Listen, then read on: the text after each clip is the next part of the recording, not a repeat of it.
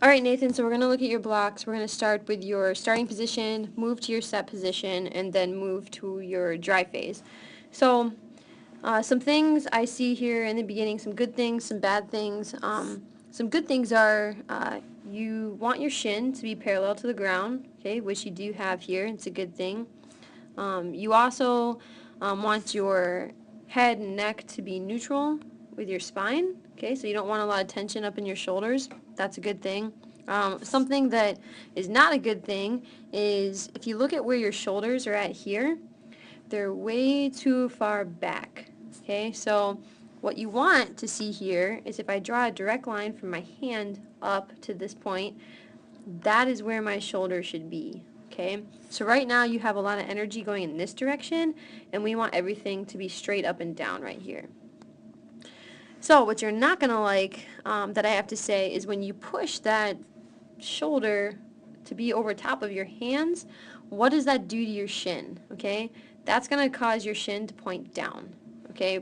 Why? Because at that point, when you move your body to that position and adjust yourself, you're going to find that your pedals are probably too far back, okay?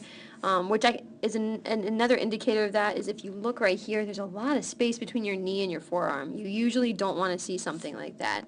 So what I'm going to suggest that you do is when you adjust yourself, try to bring your pedals forward a few notches, and you also want to see more separation between them there.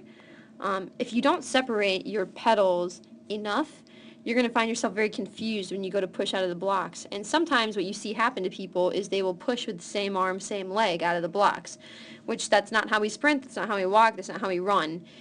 We sprint opposite arm to opposite leg. So you might run into some of those problems if you don't put enough separation between your pedals.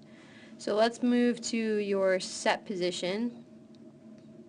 Right, and on the right screen you can see your front view. Okay. I don't think that you get your hips too high. Okay, I think they're in a good spot there in comparison to your head. You did have your head neutral with your spine, but now that you're in this position, I see that you're finding yourself looking forward a little bit, which is going to create a lot of tension in this area. Also, again, we need to move those shoulders into the right position. In the starting position, they should have been over top of your hands.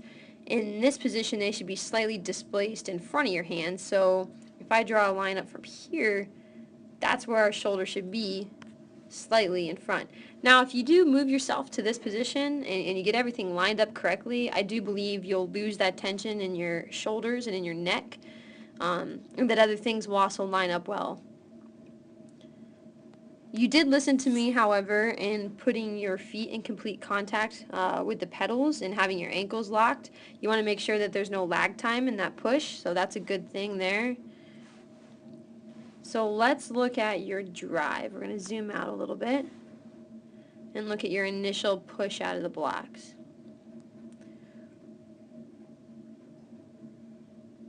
Okay, so this is you at full extension. Now you are just now reaching full extension, and this is where your other hand is. It's hard to see because it's a little blurry, okay? So that arm needs to get up way higher. You need to see a bigger split with your arms. And because you were so far set back in the blocks to begin with, what did we do with this foot right when we pushed? We set it on the ground. We never got fully displaced in the air, okay? So you immediately put that right leg down, and that's called a quick step out of the blocks. And when you put your foot down too quickly right there, you lose every type of low angle out of the blocks and you stand up, okay? So I believe if you fix all the other things prior to your push out of the blocks, you're going to get a much better drive.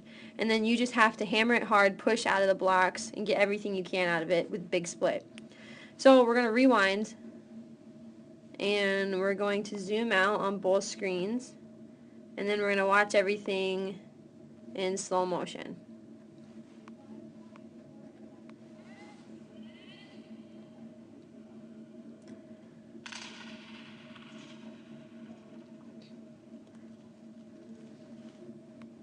Okay, one more time.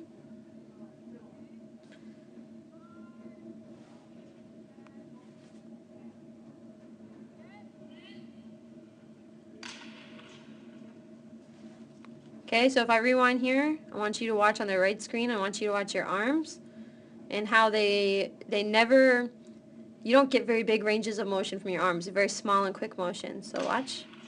Okay, so small quick motions with our arms is why we get small quick motions with our feet. Okay, so our legs and arms angulate together. If you angulate with big ranges of motions with your arms, you'll angulate with big ranges of motion with your legs.